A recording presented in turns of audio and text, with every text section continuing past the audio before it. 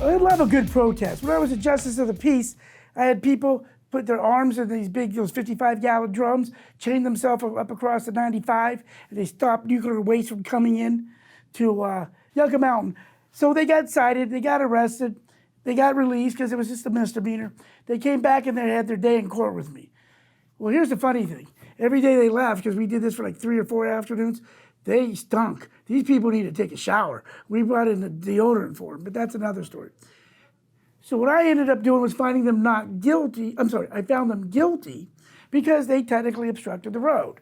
But what I did to seek my form of Tony's justice was I made them do 50 hours of community service at their favorite nonprofit organization, which happened to be the organization they were in. No. So, yep.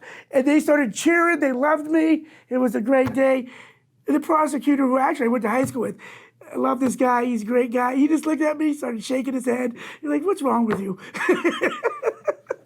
But for the protests up at Area 51, you do not use violence. Do not have weapons. Do not have guns, such as knives, tucked away.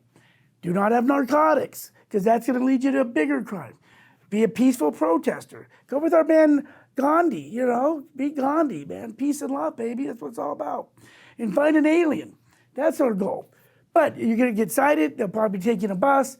And let's say there's 100 people, let alone 500 or 1,000 people. I think it's 1 million people on Facebook. Yeah, that are following. Absolutely. Tons of people. But who actually protest and get arrested.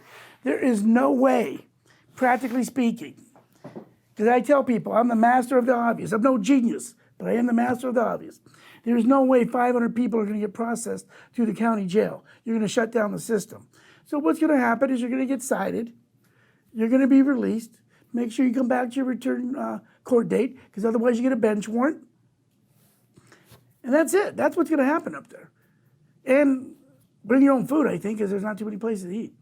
That's another Tony tip. You're going to get charged federally or like state at a military base? Actually, on a military base, you can get into military, you'd be in federal court. For example, if you got a DUI or you do something stupid at Lake Mead, Red Rock Canyon, I've had those cases, you end up in federal court.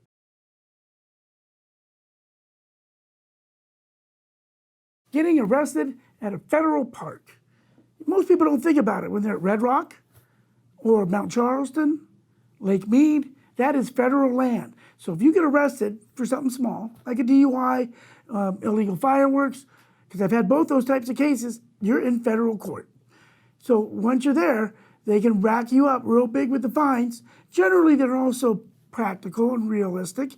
So it depends on your prior criminal record, what you were doing, how drunk you were, how many fireworks you had, did you burn anything down? There's a lot of different factors, but you will end up in federal court, which is no place you want to be.